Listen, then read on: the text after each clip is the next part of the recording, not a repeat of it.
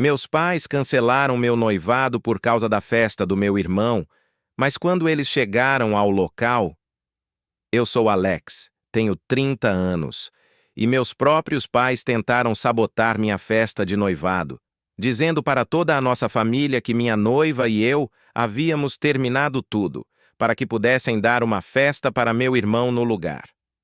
Antes de te contar como o plano deles saiu pela culatra da maneira mais espetacular possível, me deixe saber de onde você está assistindo nos comentários abaixo.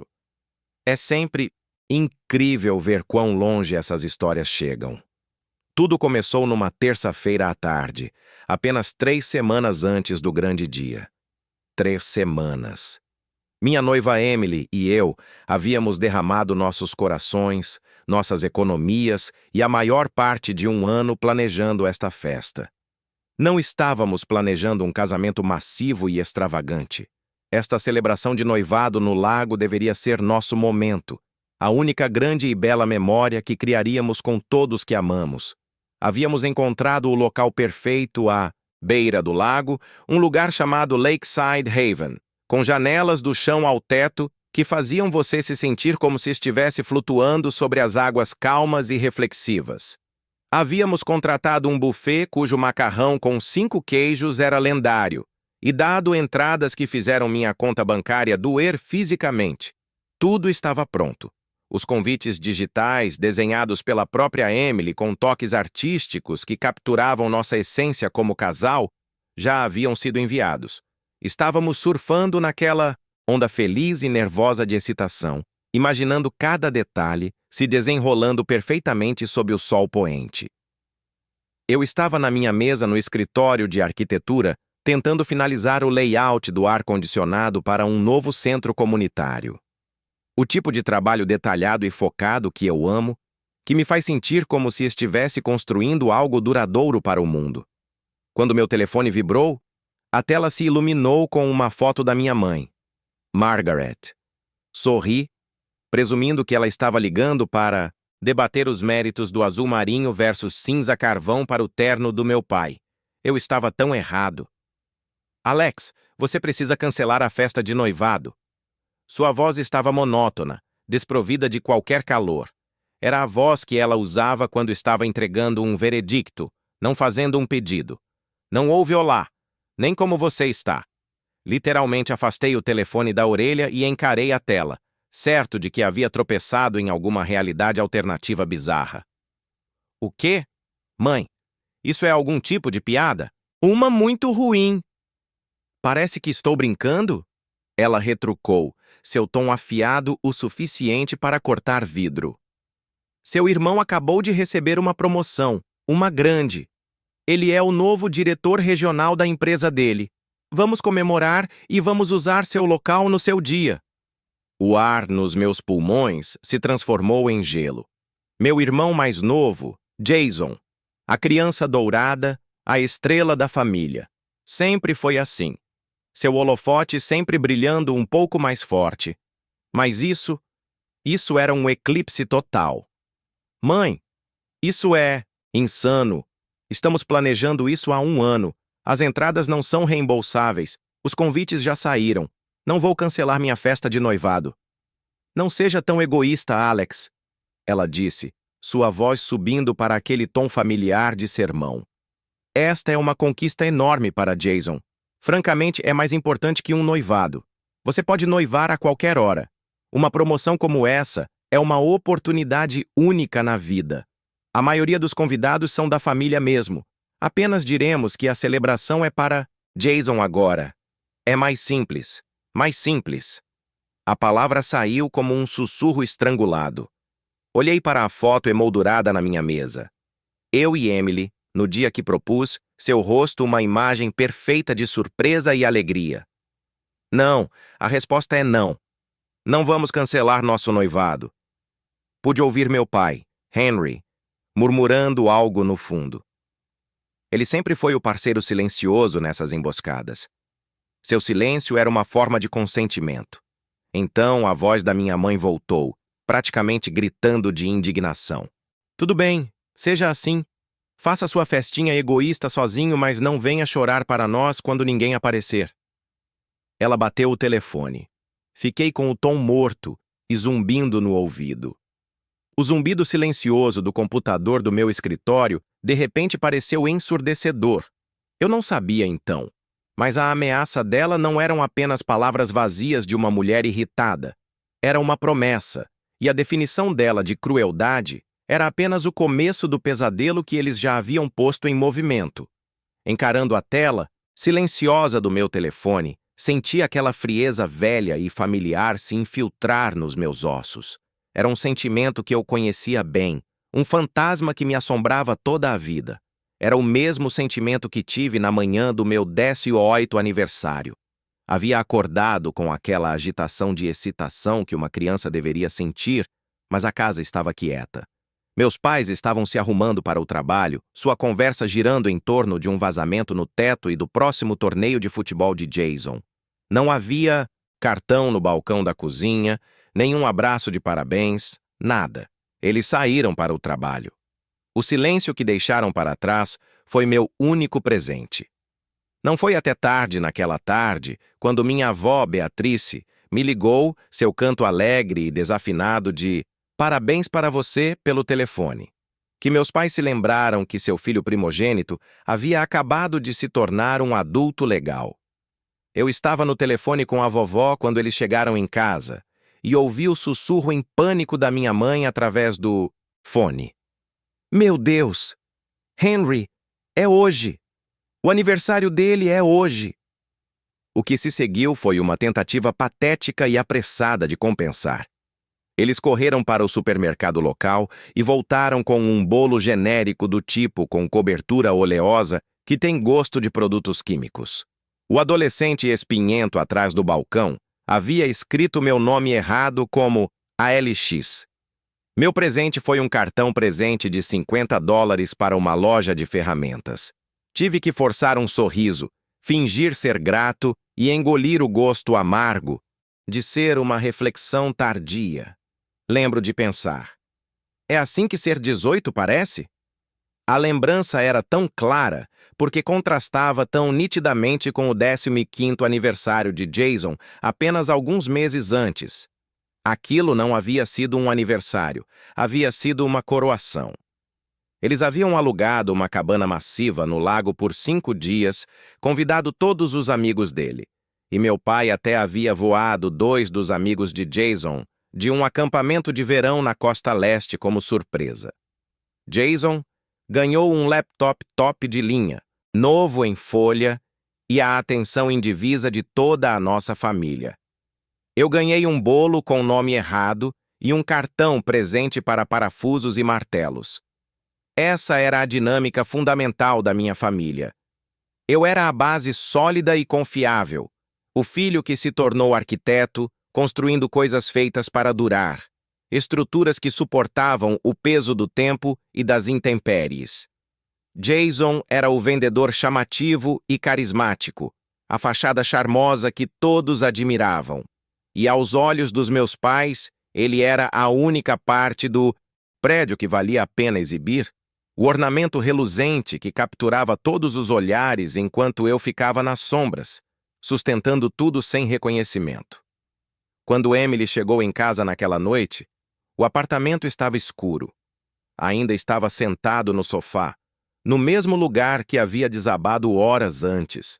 Ela nem precisou acender a luz para sentir o peso opressivo no ambiente. Apenas largou a bolsa e a sacola perto da porta e veio se sentar ao meu lado. Sua presença era como uma pequena vela quente na minha escuridão pessoal. "Alex, fale comigo. O que aconteceu?" Ela perguntou, sua voz um convite gentil. Minha própria voz parecia enferrujada, como um motor velho lutando para funcionar. Contei tudo. A ligação, a demanda fria e cortante, a dispensa casual da nossa vida, nossos planos, nosso amor.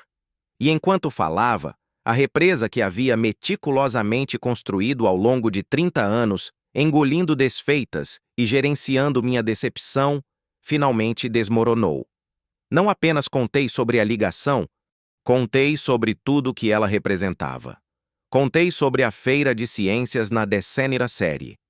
Havia ganhado o primeiro lugar no estado por um modelo ridiculamente complexo de uma cidade sustentável, com painéis solares e sistemas de reciclagem integrados que eu havia projetado com precisão meticulosa. Lembro de ficar lá com minha fita azul vasculhando a multidão, procurando meus pais, sabendo que eles não estavam lá. Eles estavam em um dos jogos de beisebol de Jason, um jogo sem importância da temporada regular, onde ele foi eliminado 2 vezes e seu time perdeu por 7 pontos. Contei como cada A no meu boletim era recebido com um "que bom, querido", distraído, enquanto o B de Jason era enquadrado como um esforço heróico, digno de elogios intermináveis e recompensas extras. Emily escutou, sua mão descansando nas minhas costas, sua expressão inicialmente suave, endurecendo em uma de descrença, depois raiva justa. Ela era enfermeira pediátrica, passava seus dias lutando por crianças vulneráveis, defendendo aqueles que não podiam falar por si mesmos. A injustiça de tudo aquilo ressoou com ela num nível primitivo, como se fosse uma extensão das batalhas que travava no hospital, onde cada vida importava e nenhuma deveria ser negligenciada. Quando finalmente fiquei sem palavras, minha garganta estava áspera. Me senti esvaziado. "Isso não é apenas injusto, Alex", ela disse, sua voz tensa e feroz. "Isso é monstruoso. O que eles estão fazendo é cruel. Não vamos cancelar uma única coisa, nem vamos mudar a data. Vamos ter nossa festa." "Eu sei", sussurrei, finalmente encostando minha cabeça no ombro dela. O peso de tudo sendo demais para carregar sozinho. Eu só, por uma vez na vida, queria que eles me escolhessem. "Eles são cegos, Alex. Eles são voluntariamente cegos", ela disse, envolvendo um braço forte ao meu redor. "Mas eu te escolho. Te escolho todos os dias, e nossos amigos também. Assim como a família que realmente te vê pelo homem incrível que você é." Suas palavras foram a corda de salvamento que eu desesperadamente precisava. Naquela noite, não nos afundamos na autopiedade. Lutamos de volta da nossa maneira silenciosa. Abrimos nossos laptops e revisamos nossos planos. Não porque eles precisavam ser verificados, mas como um ato de desafio. Confirmamos o menu final com o buffet. Sim, o lendário macarrão com queijo estava no centro, prometendo ser o destaque cremoso e irresistível da noite. Finalizamos a playlist, discutindo de brincadeira se rock dos anos 80 ou pop dos anos 90 era melhor para dançar, imaginando os convidados se movimentando ao ritmo das batidas nostálgicas. O mundo exterior começou a escorrer para dentro, reforçando nossa pequena bolha de rebelião. Meu melhor amigo e padrinho, Miguel, ligou de Chicago. "Cara, acabei de reservar meu voo. Chego sexta à tarde. É melhor ter uma cerveja gelada me esperando. E não se preocupe, estou praticando meus passos de dança terríveis só para a ocasião." Nossa amiga Sofia, a fotógrafa, brilhante que havia se oferecido para fotografar a festa como presente, mandou uma foto de uma nova lente que acabara de comprar. "Mal posso esperar para capturar vocês dois pombinhos. A iluminação naquele local vai ser épica." Por algumas horas preciosas, me senti normal. Me senti como um homem prestes a celebrar seu noivado, não um soldado cavando uma trincheira. A paz frágil se despedaçou na manhã seguinte. Meu telefone vibrou. Era uma mensagem do meu primo Ethan. "Ei, cara, tudo bem? Ouvi umas notícias loucas sobre você e Emily. Espero que esteja tudo bem." Meu sangue gelou. Meus dedos pareciam desajeitados enquanto digitava de volta. "Do que você está falando? Estamos ótimos. Que notícias?" Os 3 pontinhos da resposta de Ethan pareciam uma bomba relógio. Então, a mensagem chegou. "É estranho. Seu pai ligou para o meu pai ontem à noite. Disse que sua mãe contou que o noivado estava totalmente cancelado. Disse que vocês dois tiveram uma briga enorme e que acabou de vez." Senti como se tivesse levado um soco no estômago. O ar saiu dos meus pulmões. Imediatamente liguei para ele. Sua voz era uma mistura de confuso e desculpas. Ele explicou que meu pai, Henry, havia pessoalmente ligado para seu próprio irmão, tio Thomas, e contado uma história toda detalhada e fabricada. Ele havia dito que Emily e eu tivemos uma briga explosiva que acabou com o relacionamento e cancelamos tudo. E então veio a jogada magistral de manipulação. Para não deixar o local lindo e as entradas irem para o lixo, a família estava graciosamente reaproveitando a festa para celebrar a promoção incrível de Jason. Todos os convidados foram instruídos a desconsiderar o infeliz convite de noivado e simplesmente vir celebrar Jason. Este era o plano deles. Frio, calculado, diabólico. Eles não estavam apenas me ignorando, estavam tentando me apagar. Estavam sequestrando minha vida, minha história de amor e entregando-a para meu irmão numa bandeja de prata. Depois que desliguei com Ethan, a escala, completa e horripilante da traição deles ficou clara. Não era apenas meu tio. Eles tinham uma lista, estavam sistematicamente descendo a lista de convidados, envenenando o poço. Os próprios pais de Emily haviam recebido uma ligação da minha mãe. Sinto muito ser eu a contar isso, Laura. Minha mãe havia dito, sua voz pingando falsa simpatia. Mas Alex e Emily tiveram uma briga terrível. O noivado está cancelado. Felizmente, Laura e David conheciam a filha deles e me conheciam. Ligaram para Emily imediatamente. Sua voz era uma mistura de confusão e raiva fervente. Mas e os outros? Os parentes mais distantes? Os velhos amigos da família? Quantas pessoas apenas aceitariam a história pelo valor aparente? O resto do dia foi um borrão humilhante e exaustivo de controle de danos. Nos tornamos uma firma de relações públicas de crise de duas pessoas. Com cada ligação, cada e-mail, cada mensagem de texto, tínhamos que reviver a traição. Não, tio Bob, ainda estamos juntos e muito apaixonados. Sim, tia Elaine, a festa de noivado absolutamente ainda vai acontecer. Sei o que você ouviu. Foi uma mentira deliberada. A resposta da maioria foi choque absoluto, que rapidamente se transformou em raiva por nossa causa. Minha avó, Beatrice, era uma força da natureza. Aos 83 anos, possuía uma clareza e uma fúria que podiam fazer um sargento instrutor tremer. Aquela mulher, ela esbravejou pelo telefone, se referindo à minha mãe, sua própria nora. Tolerai seu favoritismo e suas manipulações por 30 anos, porque não queria quebrar esta família. Mas isso não é apenas favoritismo. Isso é maldade. Não se preocupe com nada, Alex. Vou fazer algumas ligações eu mesma. E ela as fez. Era uma matriarca de uma geração mais velha. E quando ligou para seus irmãos e primos, sua voz soando com uma autoridade nascida da idade e integridade, as pessoas escutaram. Meu amigo de infância, Nathan, imediatamente se ofereceu para contatar nossos amigos mútuos do ensino médio. A irmã mais nova de Emily, Lily, uma guru das redes sociais, criou uma bela página de evento privado com uma foto sorridente minha e de Emily. A legenda dizia: ignorem o drama e os rumores loucos. Venham celebrar o que realmente importa. O amor entre Alex e Emily. A onda de apoio foi um antídoto poderoso para o veneno que meus pais estavam espalhando. E então veio uma ligação de um número inesperado. Era meu tio Victor, irmão mais novo e afastado do meu pai. Minha mãe havia conseguido criar uma cunha entre eles anos atrás, e ele havia se tornado uma figura distante, um nome num cartão de Natal. Alex, ele disse, sua voz rouca, mas inegavelmente gentil. É seu tio V.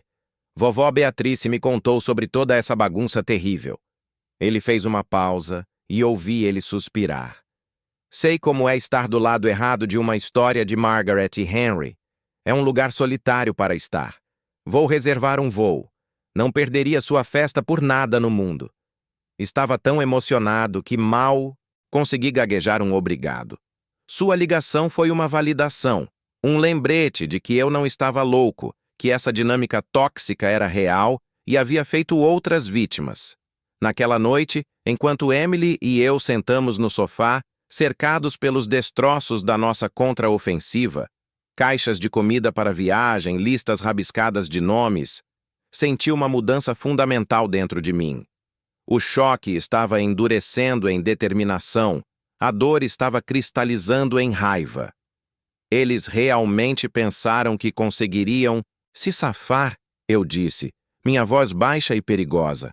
Pensaram que todos apenas acreditariam neles, que todos se alinhariam como sempre fizeram.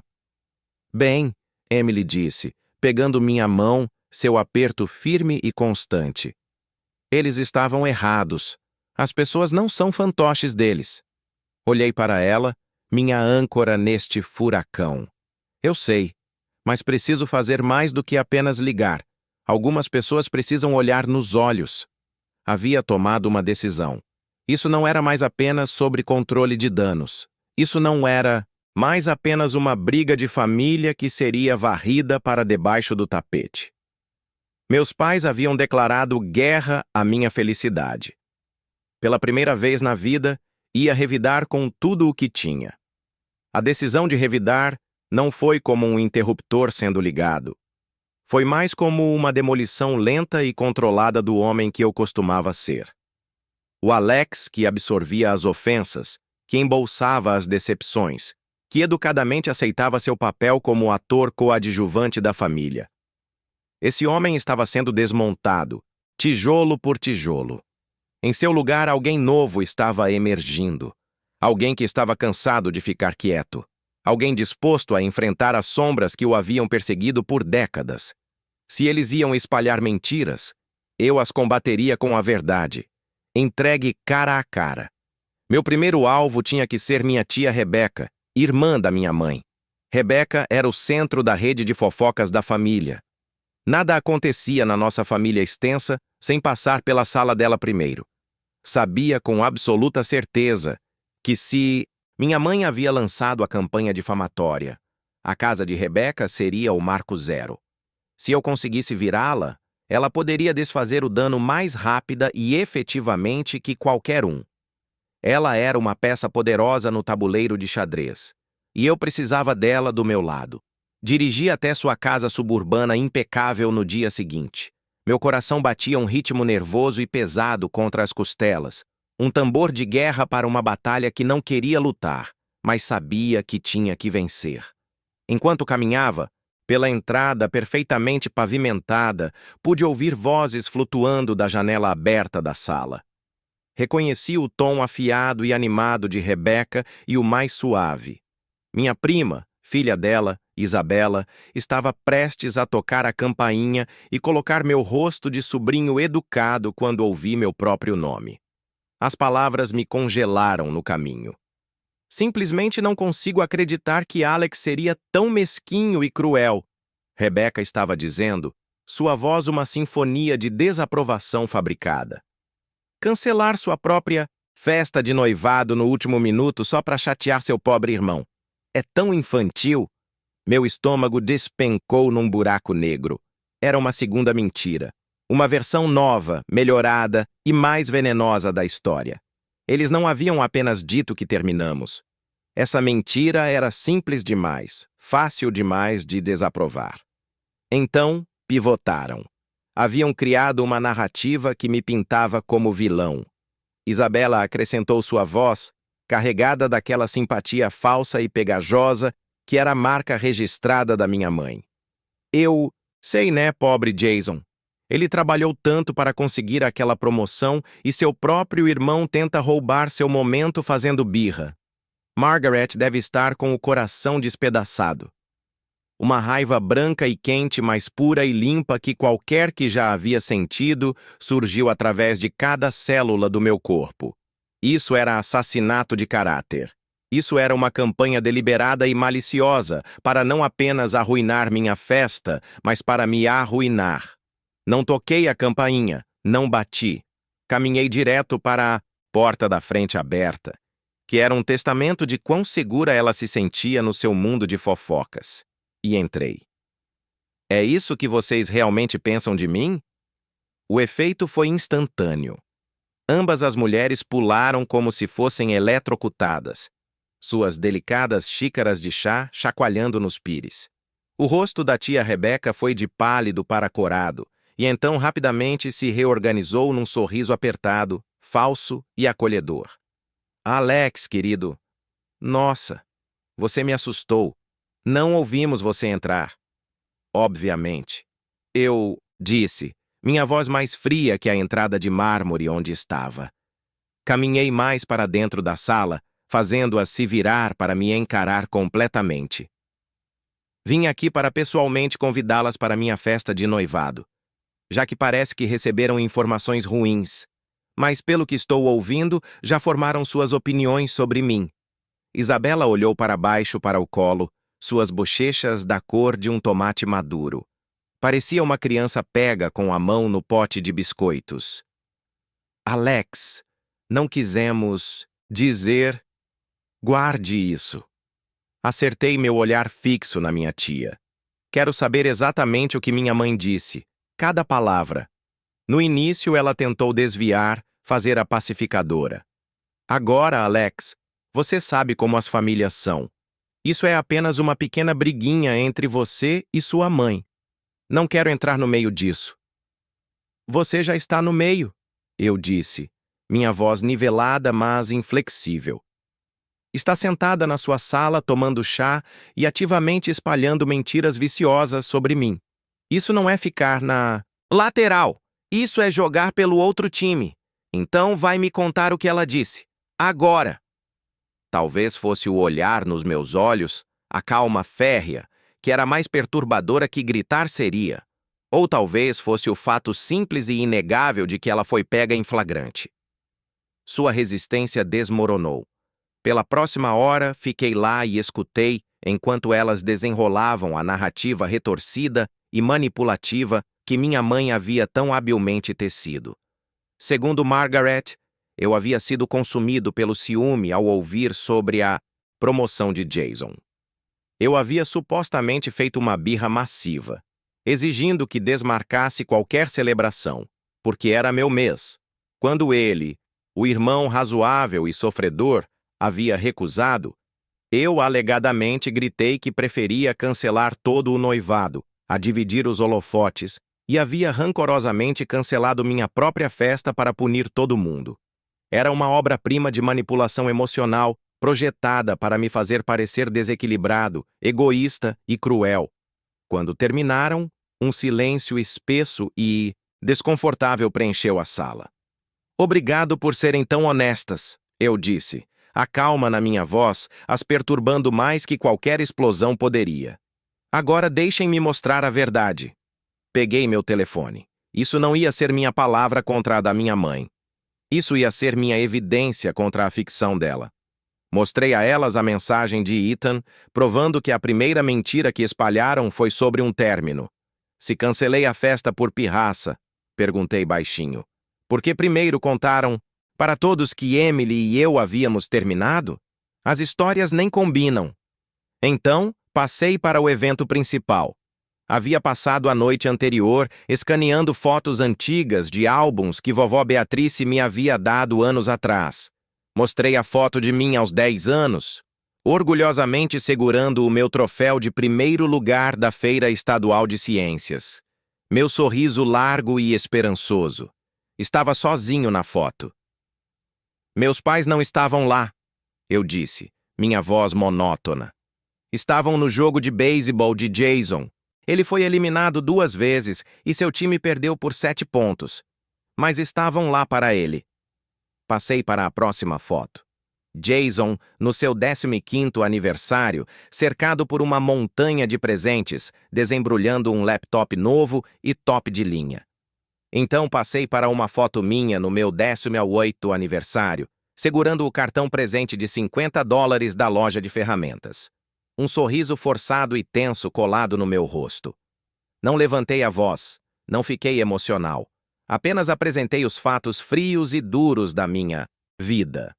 Uma exposição curada de 30 anos, sendo o 2º lugar, exposta na superfície polida da mesa de centro antiga dela. Quando terminei, ambas as mulheres estavam silenciosas. Isabela estava chorando abertamente. Os olhos da tia Rebeca, normalmente tão afiados e críticos, estavam cheios de lágrimas horrorizadas.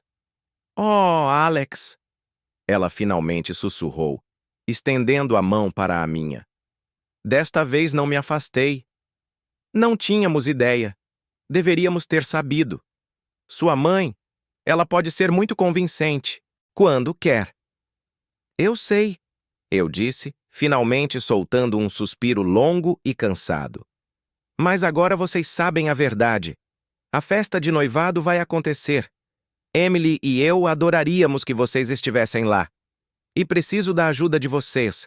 Preciso que façam algumas ligações. Preciso que contem às pessoas o que viram aqui hoje." Ela assentiu ansiosamente, seu rosto uma máscara de culpa e nova determinação. "Claro, querido. Claro que faremos. Vou começar com Diane e Elaine agora mesmo." Saí da casa delas me sentindo drenado, mas justificado. Havia vencido uma batalha importante, mas sabia que a guerra estava longe de terminar. O verdadeiro ponto de virada, o momento em que isso escalou de uma tragédia familiar para um incêndio de 5 alarmes na minha vida, veio 2 dias depois. Estava no trabalho, tentando me enterrar no meu projeto, quando meu chefe, Jonathan Hayes, me chamou ao escritório dele. Jonathan era um cara justo e direto na casa dos 50, sócio da firma. Tínhamos um bom relacionamento, construído no respeito mútuo de 2 pessoas que amavam as linhas limpas e a lógica sólida da arquitetura. Mas quando entrei, a expressão no rosto dele estava longe de calma. Era sombria. Ele fechou a pesada porta de carvalho atrás de mim. Um som que ecoou com finalidade. "Alex, sente-se", ele disse. Sua voz despida do calor usual. "Temos um problema." Meu coração, que havia apenas começado a bater num ritmo normal novamente, começou a martelar contra as costelas como um pássaro preso. "Recebi um e-mail esta manhã", ele continuou, juntando os dedos na mesa. "Foi enviado anonimamente para minha caixa de entrada e foi copiado para a chefe de RH." Ele virou seu monitor grande em minha direção. Me inclinei para a frente, meu sangue virando gelo enquanto li as palavras na tela. Era uma reclamação formal. Alegava um padrão de comportamento instável e não profissional. Afirmava que eu estava criando um ambiente de trabalho hostil. E então veio o tiro certeiro. Me acusava de sistematicamente assediar uma colega mulher, nomeando uma arquiteta júnior de outro departamento, uma mulher doce e quieta chamada Amélia, com quem talvez tivesse falado um total de 3 vezes na vida, sempre sobre trabalho. Era uma fabricação vil, nojenta e completa, mas estava escrita com linguagem corporativa fria e profissional que a fazia soar terrivelmente real. O mundo inclinou no eixo e girou para um vazio escuro e frio. Isso não era um rumor de família. Isso era um ataque tático direcionado ao próprio coração da minha vida. Minha carreira, meu sustento, a fundação que estava tentando construir para meu futuro com Emily. Tinha as impressões digitais deles por toda parte. Era chamativo, destrutivo e totalmente covarde. "Vou ser direto, Alex", Jonathan disse, seus olhos estudando meu rosto, procurando por qualquer lampejo de culpa. "Normalmente, um e-mail anônimo como este provavelmente descartaríamos, mas porque contém uma alegação específica e nomeada de assédio, minhas mãos estão amarradas. A política da firma é clara. RH tem que abrir uma investigação formal. É para a proteção de todos, incluindo a sua." Ele fez uma pausa, deixando o peso das palavras afundar. "Você não está suspenso, mas temos que levar isso com a máxima seriedade até ser resolvido. Preciso que entenda isso." Senti o chão desaparecer debaixo de mim. Eles não estavam mais tentando arruinar apenas minha festa. Estavam tentando arruinar minha vida inteira. Olhei meu chefe nos olhos, minha mente correndo para encontrar as palavras certas. "Jonathan, isso é uma mentira viciosa. É meu irmão. Estamos no meio de uma disputa familiar horrível e tóxica. Ele está tentando me destruir. Jonathan segurou meu olhar por um momento longo e silencioso. Te conheço há anos, Alex. Você é um dos caras mais decentes e equilibrados que já tive na minha equipe. Isso não soa como você, ele disse lentamente. Mas meu instinto não significa nada para nossos advogados. Se isso é uma mentira, você precisa provar. E precisa fazer rápido. Saí do escritório dele num completo atordoamento. A âncora que pensei ter encontrado ganhando minha tia havia se rompido. Estava à deriva numa tempestade furiosa, e as ondas ameaçavam me puxar para baixo de vez. Finalmente entendi as apostas. Isso não era mais sobre conseguir um pedido de desculpas ou ser tratado justamente. Isso era sobrevivência. E decidi ali mesmo que faria o que fosse necessário para levar essa luta ao fim, não apenas pela minha festa, mas pelo meu futuro inteiro. A viagem de volta do trabalho para casa foi um exercício de 20 minutos em pânico controlado. O e-mail anônimo, a investigação formal, as palavras máxima seriedade ecoavam na minha cabeça uma batida implacável de destruição iminente. Continuava vendo o mundo cuidadosamente construído que havia erguido para mim mesmo, minha carreira, minha reputação, meu futuro com Emily, desmoronando em pó. Quando atravessei a porta do nosso apartamento, Emily deu uma olhada no meu rosto, cinza e na calma forçada nos meus olhos, e ela soube. "O que é agora?" ela perguntou, sua voz já carregada de um pavor cansado. "Alex, o que eles fizeram?" Não tinha força para ficar de pé. Afundei no sofá e contei tudo. Enquanto falava, expondo a acusação vil, a investigação de RH, a ameaça ao meu emprego, observei a força nos olhos dela. A força que havia sido minha rocha por semanas, vacilar com algo que nunca havia visto lá antes. Medo cru e puro. Quando terminei, ela não disse nada por muito tempo. Apenas sentou ao meu lado, sua mão apertando a minha tão forte que seus nós dos dedos estavam brancos. Ela caminhou até nossa pequena mesa no canto, onde tínhamos nossa planilha de orçamento do casamento aberta no laptop dela. Encarou por um momento nas colunas organizadas de depósitos pagos e despesas futuras planejadas. Então, com um clique silencioso e decisivo, fechou o laptop, guardando o sonho. Ela se virou para mim, sua voz tremendo ligeiramente. "Alex, estou com medo." Ela sussurrou. E a admissão pareceu custar tudo dela. "Isso não é mais sobre uma festa.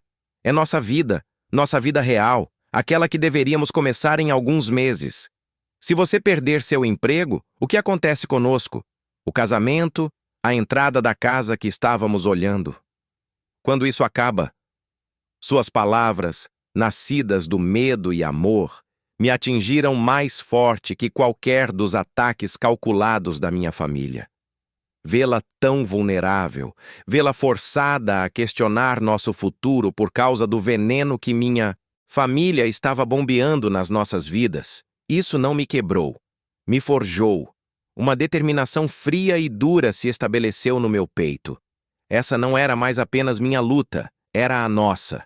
"Acaba agora", eu disse, minha voz cheia de uma convicção que vinha da parte mais profunda da minha alma. "Não vou deixar eles queimarem tudo que construímos. Vou provar que isso é uma mentira, e vou garantir que eles nunca jamais possam fazer isso com ninguém novamente." Naquela noite, nosso apartamento se transformou de um lar numa sala de guerra. Não nos afundamos no desespero, elaboramos estratégias. Minha primeira ligação foi para meu padrinho Miguel. Ele não era apenas meu amigo mais antigo, era um mago em cibersegurança para um grande banco em Chicago. Encaminhei o e-mail anônimo para ele, minhas mãos tremendo ao apertar enviar. Ele me ligou de volta em minutos. "Ah, isso é sujo, coisa de próximo nível", ele disse, seu tom usual jovial substituído por uma seriedade sombria. "Isso não é apenas um comentário maldoso, é um ataque premeditado."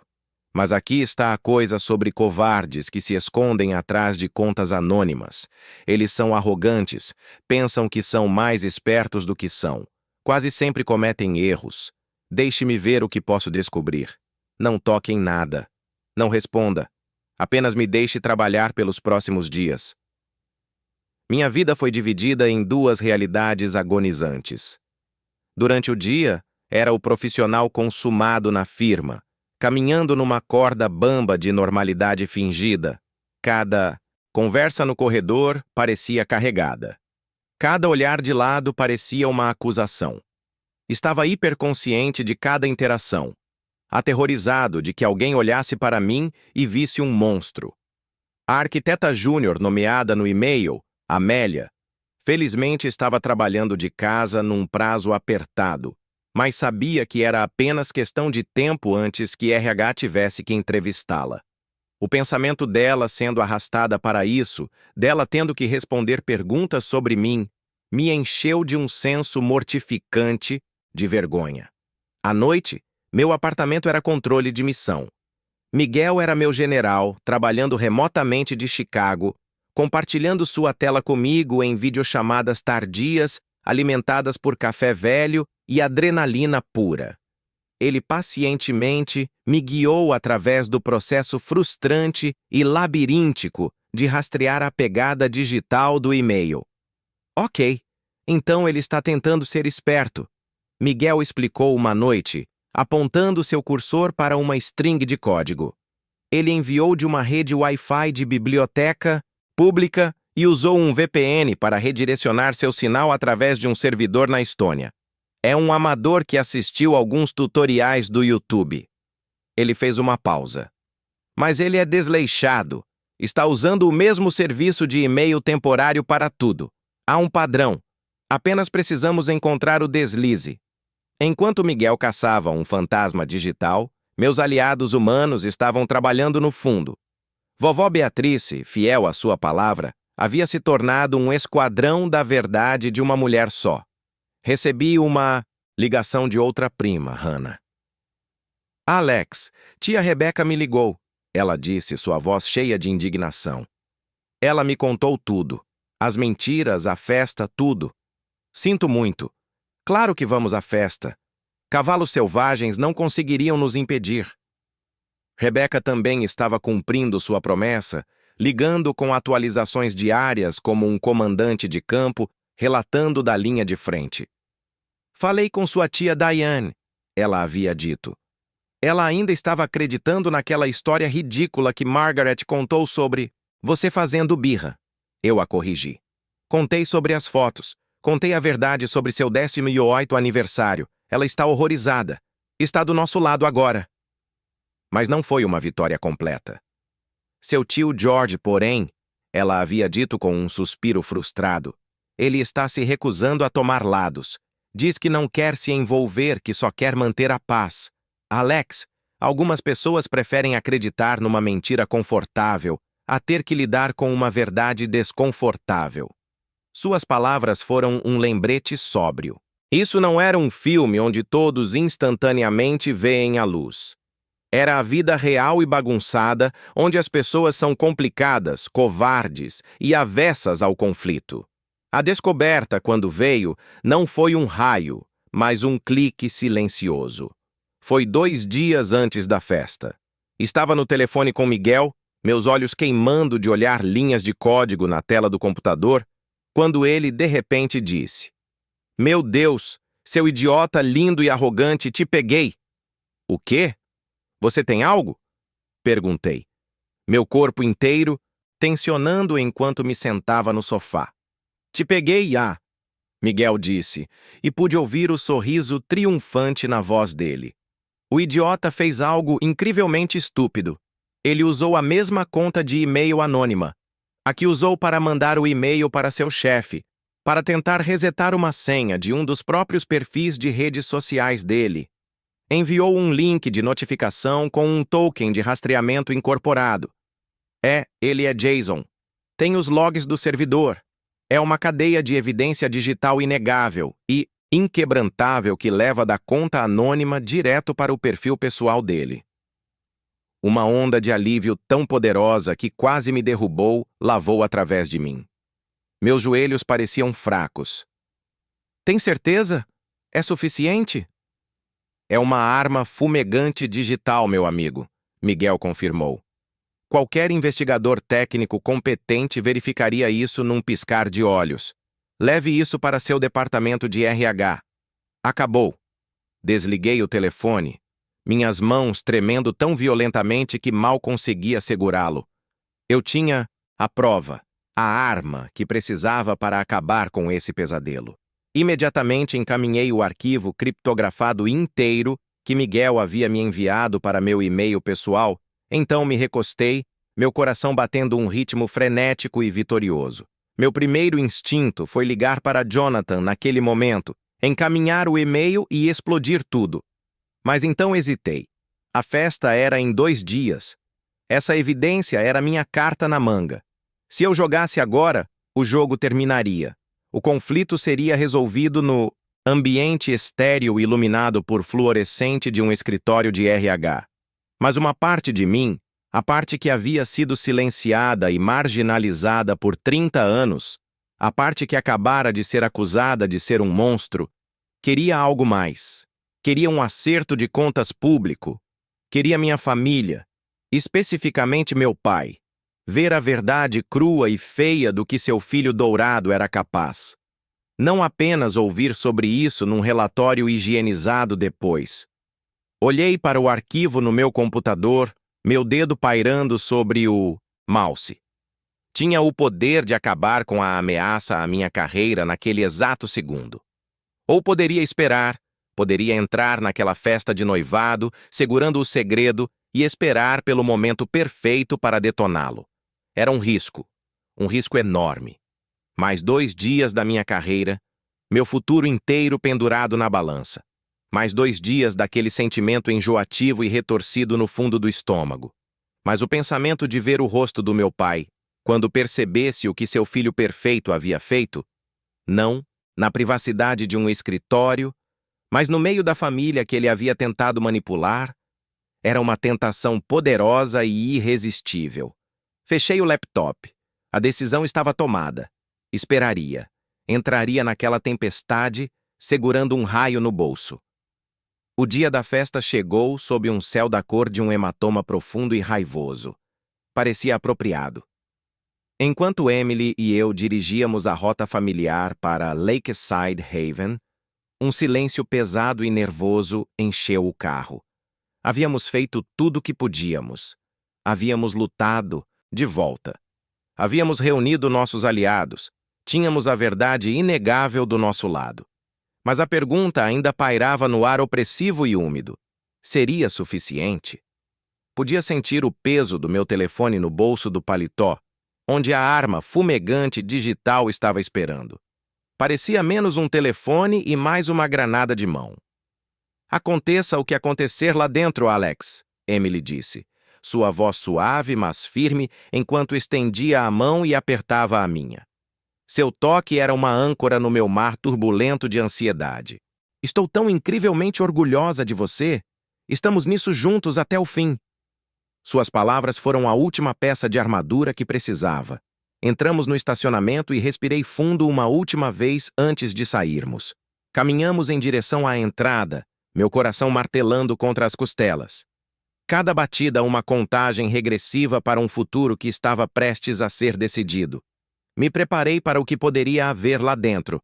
Uma sala meio vazia, os sorrisos constrangedores e piedosos dos poucos que haviam escolhido aparecer. Empurrei a pesada porta de vidro e o som me atingiu primeiro. Não era o eco de um espaço cavernoso e vazio. Era o zumbido quente, vibrante e alegre de conversa e risada. A sala não estava meio vazia, nem estava apenas cheia, estava lotada. Pessoas estavam de pé em pequenos grupos, drinks na mão, música tocando suavemente no fundo. O sol do final da tarde quebrou através das nuvens machucadas, fluindo pelas janelas do chão ao teto e fazendo toda a sala brilhar com uma luz dourada e acolhedora. Apenas fiquei lá, congelado na entrada, incapaz de processar a cena. Vi minha vovó Beatrice dominando a atenção num círculo de suas irmãs, todas rindo de uma das histórias dela, suas vozes ecoando com alegria genuína. Vi tia Rebeca e Isabela, que me avistaram e abriram sorrisos largos e genuínos, acenando para mim. Vi primos que não havia visto em anos, amigos da faculdade que haviam dirigido horas para estar lá, colegas do trabalho que haviam escolhido acreditar em mim. E de pé perto do bar, segurando uma cerveja artesanal e parecendo mais orgulhoso do que já havia visto, estava meu tio Victor. Ele me viu e levantou o copo num brinde silencioso e poderoso. Não era uma reunião familiar completa. Escaneei a sala e notei as ausências estratégicas. Meu tio George, aquele que queria manter a paz a todo custo, não estava lá. Alguns outros parentes que sabia estarem firmemente no campo da minha mãe também estavam faltando, mas não importava. Olhando ao redor para os rostos enchendo a sala, percebi que isso nunca foi sobre conquistar todos. Foi sobre ver quem realmente importava. E todos estavam lá. Os 70 ou 80% que apareceram representavam 100% das pessoas que precisava na minha vida. Lágrimas brotaram nos meus olhos, quentes e súbitas. Emily apertou minha mão, seus próprios olhos brilhando com lágrimas felizes. Você conseguiu, Alex, ela sussurrou. Olha, eles te escolheram. Conforme entramos na sala, fomos cercados. Foi uma onda de abraços, apertos, de mão e parabéns sinceros. Os pais de Emily foram os primeiros a nos alcançar. Sua mãe, Laura, me abraçou tão forte que pensei que minhas costelas iriam quebrar. Estamos tão orgulhosos de você, Alex, ela disse, sua voz grossa de emoção. Seu pai David, homem de poucas palavras, apenas bateu firmemente no meu ombro. Mas o olhar nos olhos dele, um olhar de orgulho paternal feroz, disse tudo. Isso era como família se sentia.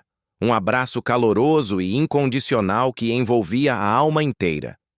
A festa estava em pleno vapor, a atmosfera elétrica com alegria e alívio. Quando o impensável aconteceu, as portas da frente se abriram novamente. E lá, silhuetados contra o céu sombrio da noite, como um trio de ceifadores sombrios, estavam meus pais e Jason. Um silêncio caiu sobre a parte da sala mais próxima da entrada. Eles claramente haviam vindo esperando testemunhar um funeral. Até se vestiram para a ocasião. Minha mãe num vestido preto, severo e fúnebre. Meu pai num terno escuro e fúnebre. E Jason com um olhar petulante e predatório no rosto. Eles haviam vindo para se gabar. Haviam vindo para se banquetear na visão da minha humilhação. Seus rostos, conforme absorviam a sala alegre, lotada e vibrante, foram um retrato de choque absoluto que vou guardar pelo resto da vida. A mandíbula da minha mãe caiu, seu batom cuidadosamente aplicado de repente parecendo berrante. O rosto do meu pai virou uma cor pastosa e doentia. O sorriso petulante de Jason se dissolveu numa máscara de descrença pura e boca aberta. Eles ficaram lá congelados na entrada, como se tivessem entrado no filme errado, no universo errado. Vi os olhos do meu pai correrem pela multidão, desesperadamente procurando um rosto amigável, um aliado, e não encontrando nenhum. Todos estavam olhando de volta para eles, não com raiva aberta, mas com algo muito mais condenatório. Um tipo de julgamento coletivo frio, silencioso e quieto. Eles começaram a se dirigir para o fundo da sala, perto do lobby, tentando se dissolver nas sombras e fingir que não haviam acabado de cometer um erro tático massivo. Mas era tarde demais. Sua presença era uma contaminação, e eu sabia que tinha que ser eu a contê-la antes que envenenasse a noite inteira. Me desculpei de uma conversa com Sofia. Emily começou a me seguir. Um olhar protetor no rosto, mas dei uma pequena negada com a cabeça. Um olhar que dizia, eu cuido disso. Deixe-me lidar com isso. Eles me viram se aproximando e minha mãe imediatamente partiu para o ataque, sua melhor defesa. Alex! Ela sibilou, mantendo a voz baixa, mas pingando veneno. O que é tudo isso? O que você fez? Eu perguntei, e uma risada curta e sem humor escapou dos meus lábios. Eu não fiz nada, apenas dei a festa de noivado que disse que daria. Vocês são os que decidiram aparecer sem convite. Apenas viemos te ver. Meu pai murmurou, seus olhos fixos num ponto em algum lugar sobre meu ombro esquerdo, incapaz de encontrar meu olhar. Não, eu disse. Minha voz perigosamente calma, adrenalina me fazendo sentir naturalmente focado. Vocês vieram me ver falhar. Vieram ver uma sala vazia, mas, como podem ver, seu plano não deu muito certo. Jason deu um passo para a frente, então seu rosto contorcido com uma raiva petulante e infantil. Acha que é tão esperto, não é? Foi pelas nossas costas e os virou todos contra nós. Não precisei, eu disse, olhando diretamente nos olhos dele. Apenas contei a verdade. É um conceito que você deveria considerar investigar algum dia. Foi quando decidi. Este era o momento. O momento perfeito, terrível e lindo. A granada de mão estava saindo. Falando em verdade, pai, eu disse, virando minha atenção total para meu pai, cujo rosto agora estava escorregadio de suor nervoso. Preciso te mostrar algo. É sobre seu filho dourado aqui, seu novo diretor regional. Peguei meu telefone. Não levantei a voz. Não fiz uma cena para a sala inteira. Isso era para uma audiência de 2. Segurei o telefone para que apenas ele e minha mãe pudessem ver a tela. Abri o arquivo que Miguel havia me enviado, os logs do servidor, os endereços IP da biblioteca, a notificação de acesso de senha, a cadeia inquebrantável de evidência digital que levava do e-mail anônimo destruidor de carreira direto para meu irmão, Jason. Narrei baixinho o que ele estava vendo. Minha voz firme. Esse é o endereço IP da biblioteca perto do apartamento de Jason. Isso é o acesso de senha para a conta do Instagram dele, enviado para o mesmo endereço de e-mail anônimo que mandou a reclamação para meu chefe. Observei os olhos do meu pai se moverem pela tela. Vi o lampejo de confusão. Então, a compreensão horrorizada surgindo. Então, a onda final de terror absoluto que esmaga a alma. Ele não estava olhando para uma disputa familiar mais. Não estava olhando para uma mentira que poderia suavizar. Estava olhando para a evidência. Estava olhando para a intenção maliciosa. Estava olhando para um crime em potencial. A cor drenou do rosto dele até ficar da cor de cinza velha. Ele olhou do telefone para Jason e, pela primeira vez em toda a minha vida, olhou para seu filho favorito com algo diferente de adoração cega e babona. Vi um lampejo de medo puro, medo de advogados, medo de processos, medo de consequências. Minha mãe tentou arrancar o telefone da minha mão. O que é esse nonsense digital? Não significa nada. Puxei de volta, fora do alcance dela. Chama-se prova, eu disse baixinho. E agora? Acho que é hora dos 3 saírem da minha festa. Eles não discutiram, não podiam. Meu pai, parecendo um homem que havia envelhecido 20 anos em 20 segundos, agarrou um Jason atordoado pelo braço e praticamente o arrastou em direção à porta. Minha mãe me deu um último olhar, uma mistura tóxica e inesquecível de ódio puro e derrota total, antes de se virar para a noite fria e implacável. Fiquei lá por um longo momento, meu coração batendo um ritmo vitorioso e frenético. Acabou. A vitória pública e a privada, entregues no mesmo instante, devastador.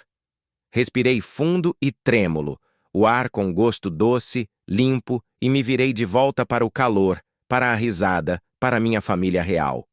O resto da festa passou numa neblina alegre e surreal. Era como se uma grande pressão tóxica tivesse sido liberada da sala no momento que meus pais e irmãos saíram. A música parecia mais brilhante, a comida tinha gosto melhor, A risada era mais alta e mais genuína. Minha vovó Beatrice, declarando que uma pequena vitória merece uma grande dança, agarrou um tio, perplexo, mas disposto pela mão, e o puxou para a pista de dança. Ela procedeu a mostrar uma série de requebrados e movimentos que provavelmente eram escandalosos nos anos 1950, seus olhos brilhando com travessura pura e sem adulteração. Logo a pista estava lotada, uma mistura girando e rindo de gerações, celebrando não apenas um noivado, mas um triunfo claro e decisivo da verdade sobre a manipulação.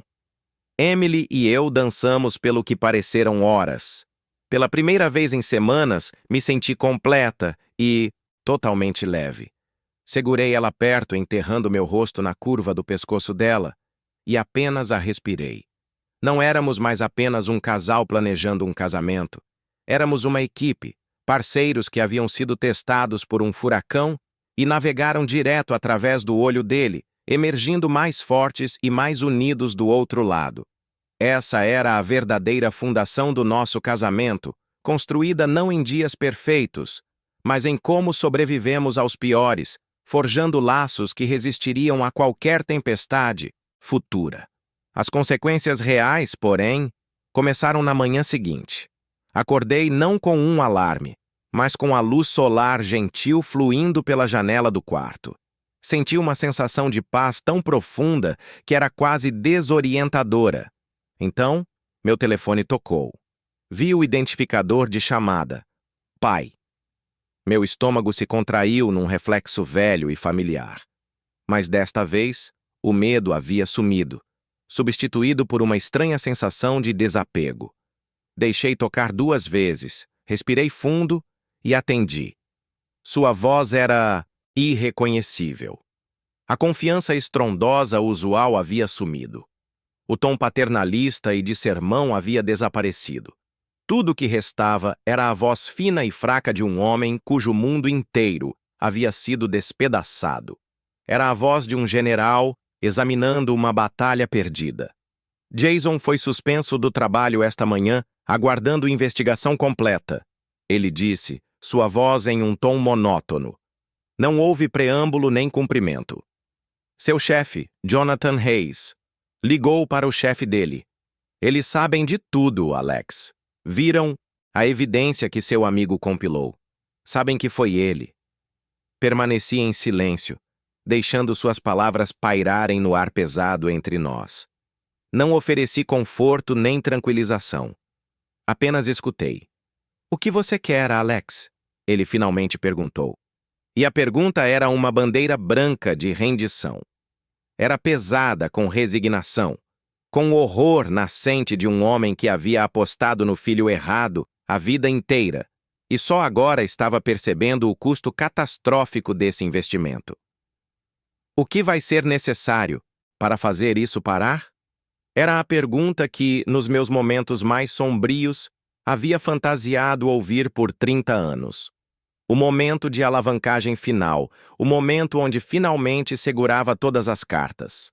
Poderia ter desencadeado uma torrente de raiva justa. Poderia ter exigido um pedido de desculpas rastejante e implorante. Poderia ter listado cada única queixa, cada aniversário esquecido, cada conquista ignorada, cada vez que fui feito para me sentir pequeno, para que meu irmão pudesse se sentir grande. Mas parado lá, na quietude do meu apartamento ensolarado, com o cheiro de Emily fazendo café na cozinha, percebi com uma clareza surpreendente que não queria nada disso. A luta havia acabado. Vingança parecia um copo vazio. Tudo o que queria agora era paz. Uma paz real e duradoura. Quero ser deixado em paz, eu disse. E minha voz era clara e firme, desprovida de raiva ou triunfo. É tudo o que sempre quis. Quero que parem de interferir na minha vida. Quero que deixem eu, Emily, e nosso futuro completamente e totalmente em paz. É só isso.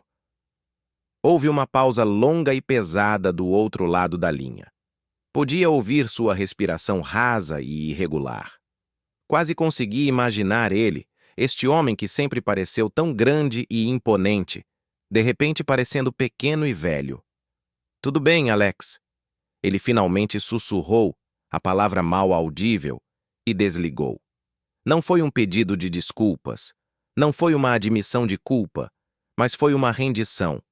E para mim, parado no precipício da minha nova vida, isso era mais que suficiente. Mais tarde, naquele dia, houve uma batida suave na nossa porta. Abri para encontrar vovó Beatrice parada lá, segurando uma pequena caixa de doces da padaria favorita dela. Parecia cansada, as linhas ao redor dos olhos mais profundas que o usual, mas seus olhos estavam claros e determinados. Ela entrou e sentou no nosso sofá, dobrando suas mãos frágeis e enrugadas no colo. Não tocou nos doces. Vim me desculpar, Alex, ela disse, sua voz suave, mas firme. Vovó, você não tem nada para se desculpar, eu disse imediatamente, sentando na poltrona oposta a ela. Você foi minha maior defensora. Você foi minha cavalaria. Ela balançou a cabeça, um sorriso triste e conhecedor tocando seus lábios. Foi no final, quando a casa já estava pegando fogo. Mas deveria ter sido eu a sentir o cheiro da fumaça anos atrás. Eu vi, sabe? Por 30 anos eu vi. Vi como eles te tratavam, como eles bajulavam Jason. Vi todas as pequenas mágoas e todas as grandes. Seus olhos, ainda tão afiados e inteligentes, se encheram de lágrimas. Lembro quando você tinha 12 anos. Havia construído aquele modelo incrível e detalhado da Golden Gate Bridge com palitos de dente. Levou meses. Você estava tão orgulhoso. No dia que terminou, seu pai chegou em casa, deu uma olhada e disse: "Que legal!" Então passou a próxima hora ajudando Jason com seu diorama de um campo de futebol que era apenas uma caixa de sapato verde com traves feitas de canudos. A lembrança, uma que havia enterrado há muito tempo, voltou com clareza dolorosa. Eu vi isso. Ela continuou, sua voz grossa de emoção, e não disse nada. Disse para mim mesma que não era meu lugar, que não deveria interferir entre pais e filhos. Disse para mim mesma que precisava manter a paz. Ela me olhou diretamente nos olhos e sua voz estava cheia de um arrependimento profundo que partiu meu coração. Mas às vezes, Alex, manter a paz é apenas a maneira covarde de deixar uma guerra acontecer em silêncio. E você foi a única baixa. Meu silêncio me tornou cúmplice, e por isso sinto muito, profunda e verdadeiramente. Este foi o pedido de desculpas que nunca soube que precisava. Não era das pessoas que me machucaram, mas da pessoa que mais me amava, reconhecendo a profundidade total dessa dor, validando a guerra silenciosa que havia lutado toda a minha vida. Me movi para o sofá e envolvi meus braços ao redor dos ombros frágeis e fortes dela. Te amo, vovó, sussurrei no cabelo dela, que cheirava vagamente a lavanda. Te amo. Também, querido menino. Ela sussurrou de volta, batendo na minha mão. Agora vai e constrói sua própria vida. Você conquistou cada tijolo feliz dela. Suas palavras não foram apenas um pedido de desculpas. Foram uma libertação. Foram permissão. Permissão para deixar ir qualquer culpa persistente, qualquer senso mal colocado de obrigação, para com as pessoas que compartilhavam meu sangue, mas não meu coração. A guerra havia acabado, o tratado de paz foi assinado, e finalmente havia recebido permissão para me afastar do campo de batalha para sempre. Nas semanas que se seguiram, parecia como se o mundo estivesse lento e silenciosamente se recalibrando para um novo eixo mais saudável. O zumbido constante de baixo nível de ansiedade que havia sido a música de fundo da minha vida por tanto tempo, quanto conseguia lembrar, finalmente, diminuiu para o silêncio. As notícias sobre minha antiga família chegavam em fragmentos esporádicos e de segunda mão, principalmente através do tio Victor, que havia reencontrado minha vida sem esforço, se tornando uma presença regular nos brunches de domingo e ligações noturnas durante a semana. Jason foi oficialmente demitido. A empresa, uma grande corporação de suprimentos médicos, havia considerado pressionar acusações por fabricar uma reclamação maliciosa de RH e sabotagem corporativa, mas finalmente havia decidido contra. Como o advogado deles aparentemente disse ao meu pai, a bagunça pública e potencial para contraprocessos não valia a pena. Ser demitido em desgraça e colocado na lista negra da indústria foi considerado um castigo suficiente que acabaria com a carreira. Meus pais, segundo meu tio, haviam se tornado reclusos. Colocaram sua casa no mercado com uma velocidade que falava de desespero. Estavam se mudando para um estado diferente, um lugar onde não tinham história, onde poderiam escapar da rede de família e vizinhos que agora conheciam a verdade crua sobre seu filho dourado. Senti uma pontada breve e passageira de algo, não pena, mas um tipo de tristeza desapegada pela vida que haviam escolhido explodir. Então passou. No meu próprio trabalho, a mudança foi palpável. A investigação de RH foi fechada em tempo recorde, com uma carta formal de desculpas da firma colocada no meu arquivo. Jonathan me chamou ao escritório novamente, mas desta vez a formalidade sombria havia sumido. Ele estava recostado na cadeira, uma expressão calorosa e quase paternal de respeito no rosto. A investigação está oficialmente fechada, ele disse, apertando minha mão firmemente. Você tem nossas mais sinceras desculpas pelo que teve que passar. Sua integridade nunca esteve realmente em dúvida, Alex. Mas procedimento é procedimento. Tenho que dizer, você lidou com uma situação impossível e ameaçadora à carreira com graça e profissionalismo incríveis. Ele fez uma pausa. A firma está te dando um bônus pelo estresse indevido e dificuldade emocional e também porque aquele design do centro comunitário que você entregou semana passada foi brilhante. Meu nome foi limpo. Mais que limpo, minha reputação na firma estava mais forte que nunca. Os sussurros no corredor pararam.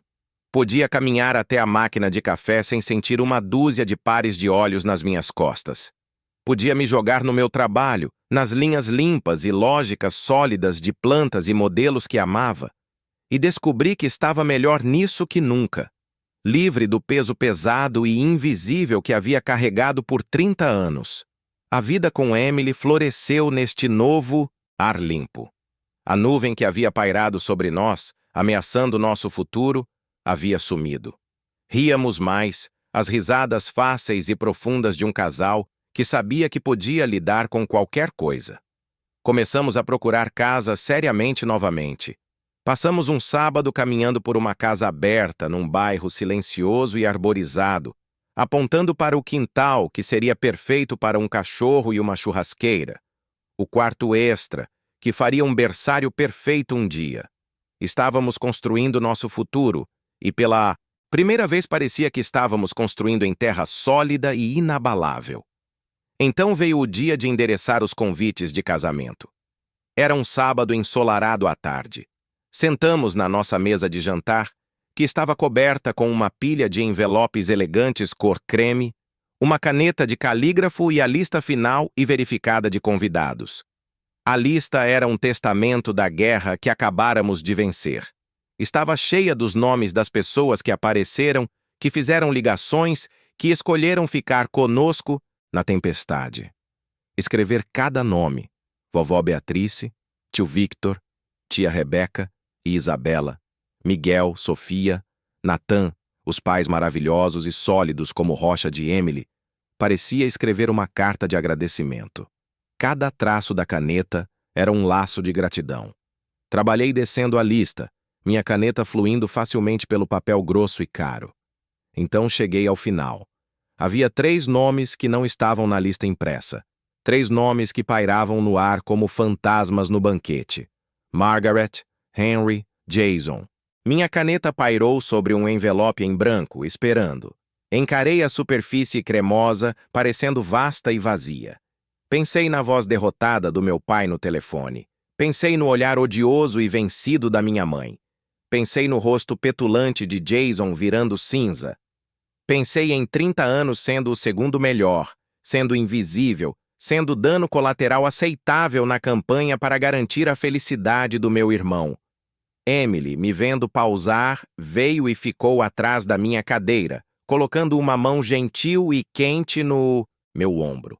Ela não disse nada, não precisava. Sabia que esta era uma decisão que apenas eu podia tomar, uma porta final que apenas eu podia fechar. Eu poderia convidá-los? Poderia fazer aquele gesto final e magnânimo de paz? Uma parte de mim, a parte que havia sido condicionada por décadas a buscar a aprovação deles, a ser o bom filho, sussurrava que deveria. Era a coisa certa a fazer, a coisa que uma pessoa maior faria. Mas então olhei para o lindo convite na minha mão.